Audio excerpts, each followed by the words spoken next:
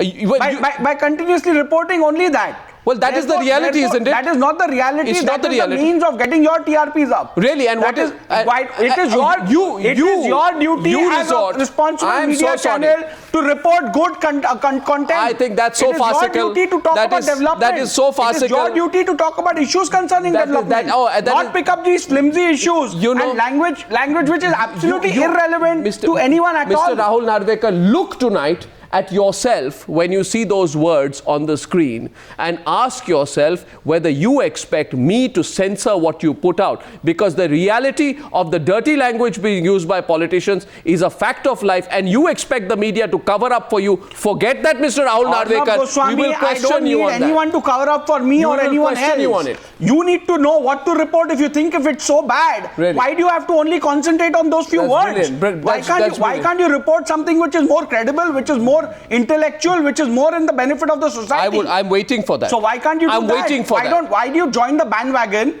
and why do you continue using these phrases? I am waiting for that because I'm waiting for an intellectual debate. All I hear are the words from despicable, megalomaniac, psychopathic, liar, pappu, feku, bhopu. And I'm sorry, Mr. Rahul Narvekar, I think the people of this country have a right to ask whether they can expect better from their politicians. The people of this country also have the right to ask whether they can expect better from the media channels like yours. Don't throw it like the media, Mr. Rahul Narvekar. When you are exposed, you must say that we have been exposed and we'll perhaps take some corrective steps. Devesh Chandra Thakur, where did this start?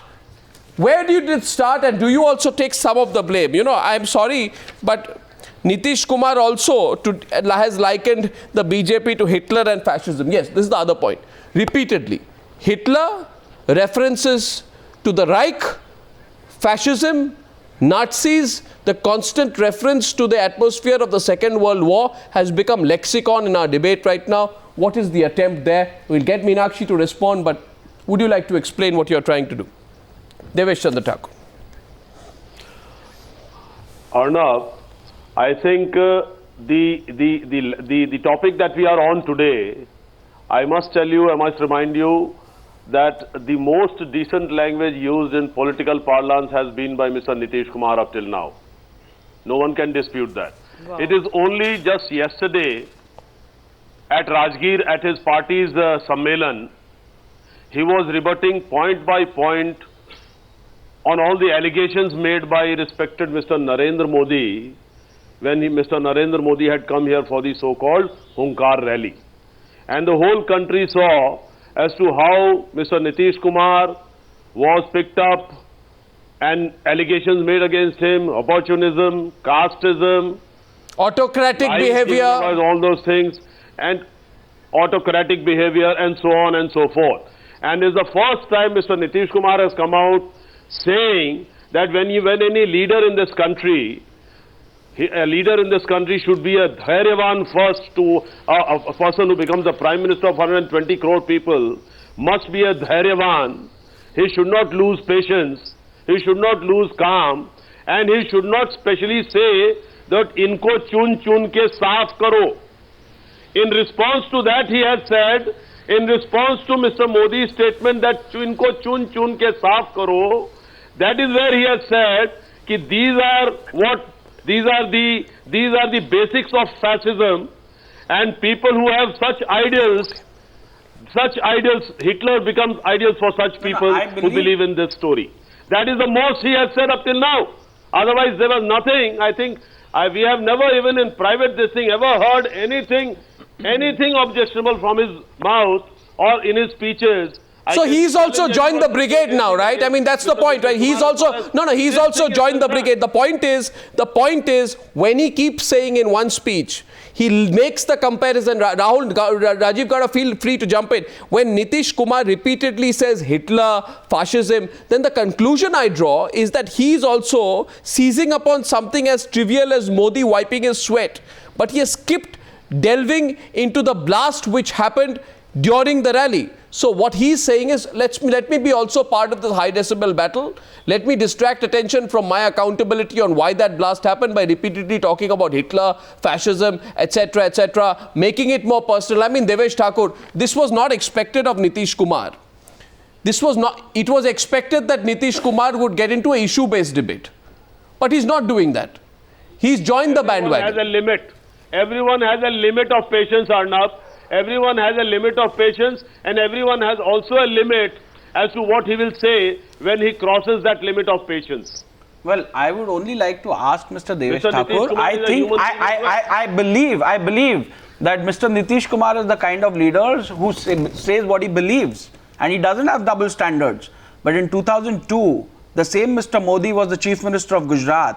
The same Mr. Nitish Kumar was a cabinet minister in the NDA government. He had a different opinion about Mr. Modi then. He seems to have a different opinion now, when there's no change of circumstances. Therefore, if there is a charge of double standards levied against you, I don't think there is anything wrong in that. Every leader of the BJP. You continued to be the cabinet minister then. You didn't resign then. Nitish Kumar. What changed now between 2002 and 2013, 2012? Till the time they were in the government. Till the time they were in the government, every leader of the BJP has praised Mr. Nitish Kumar. No, the question put to you is very simple. What is the change in circumstances between 2002 and 2012? Why couldn't Mr. Nitish Kumar take the moral high ground and resign in 2002? This is nothing but opportunism which Mr. Nitish Kumar has been charged with. These are crocodile tears of hurt which are being shed by all the political parties tonight. You started it, Meenakshi Lekhi. You started it. Narendra Modi yesterday, he started it. He took the battle to Manmohan Singh by claiming in front of him that Sardar Patel should have been the country's first prime minister. His attacks did not stop there. He took to Twitter after that to directly attack the prime minister for not giving him enough time to discuss matters related to Gujarat. He did the nitpicking. He did the act of provocation. Right? So you provoke. No, you provoke, you nitpick, you get into a personal attack, and when you get up... No. Question is this, Meenakshi. What is personal? What is personal in Sardar Patel? What is personal in complaining that Prime Minister is visiting a state and under the protocol does not have the time to meet the CM of the state, has not been listening to him on earlier issues? What's wrong with that? Is this issue based or is this personal? Is the Prime Minister personal?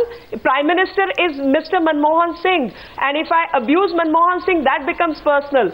But if I am asking Prime Minister to give me time to meet up on certain important issues, nothing personal about it. No, that's simply not the point, Meenakshi Lekhi. Accept your responsibility there. The Prime Minister would have had a schedule in Gandhinagar. A Chief Minister does not go on. A Chief Minister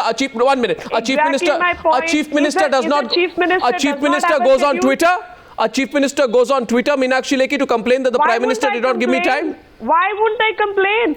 I have a right to complain, and Prime Minister also has a Twitter account. He should have responded. So this is what we like. Is this not childish?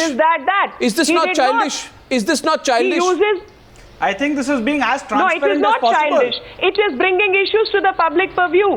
It is bringing issues to the public purview that when a CM wants to discuss the issue of security with the Prime Minister thinks it's more important for him to have a cup of tea with somebody from his party. And the Home Minister at that point thinks it's more important to attend a launch of a music CD. I think the country has a right to know that. Well, as far as the launch of the music CD is concerned, it's been debated for a long time. It doesn't need the BJP to raise it. My question is very simple. My question is very simple, Arnab. If I have a complaint that my president does not meet me because I want to discuss something important regarding polity, something about national security, and he's not meeting me, I go on Twitter and I say, look, I have asked him for time. He's in the state. I know his schedule because as a CM, I'm aware of his schedule.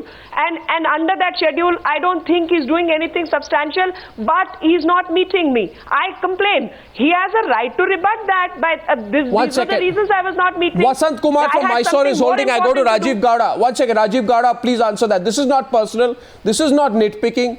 This is mandatory. And in fact, Rahul Narvekar, what was the word which you used? Rahul Narvekar says this is transparency. Of course this is it is. Political If someone comes on Twitter and expresses his view, it's in public domain. Why not? It's the people of this country who have elected these leaders.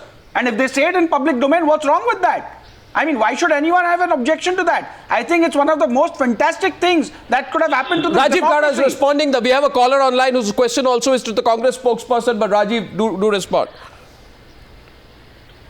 Arnab, I had to make certain points. Well, after Rajiv Gowda, Meenakshi Lekhi, I think he's heard both of you. Let him respond.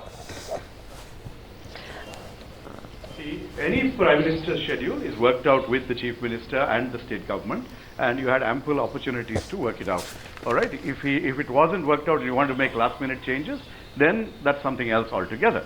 Now, on the issue of fascism and things that have been discussed, Nitish Kumar's statements, other statements, let's not look at it as name calling. Let's go back to the origins, to the 1930s, to the to what inspired Savarkar, what inspired the foundation of the RSS and things of that sort. It is a different context. You can make a historical statement about these things without actually being name calling. You're basically saying this is where the inspiration came from, and this Meenakshi is what Lekhi, you see as part of the culture and behavior. I have to answer him. To be made distortion in history is something what one has to learn from the Congress reading party. Of history. So in many cases, no, when we talk about these kind of things, you should not see this.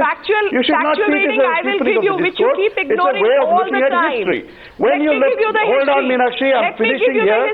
Let me finish Mr. first. Gowda, you people I'll wait for you. Wait for me first. Wait for me first. I hate to call you liars, but I'm not going to listen to you until you let me finish my Meenakshi Lekhi, let him complete. He listened to you. Meenakshi Lekhi, he listened to you. He listened to you. It's not going to go anywhere. He listened to you. 1 minute. I come in on this point. 1 second. 1 second. 1 second. 1 second. Meenakshi Lekhi. All your points of view. Meenakshi Lekhi, 1 minute. Meenakshi Lekhi, let him complete.